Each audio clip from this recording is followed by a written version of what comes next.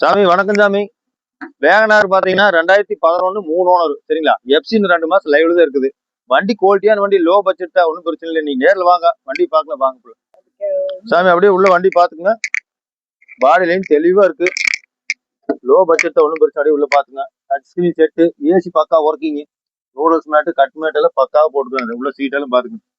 Seat எல்லாம் அப்படியே வேற லெவல்ல இருக்கு. இப்படி பாத்துங்க. எந்த தப்பு மரம் நம்பி வாங்க. நல்ல வண்டி எடுத்து போ. டயரும் இதே மாதிரி அப்படி முக்கா போட்டு அப்படி விண்ணப்படாம இருக்கு. நீங்க வாங்க, ஃபுல்லா பாத்துக்க வண்டிய.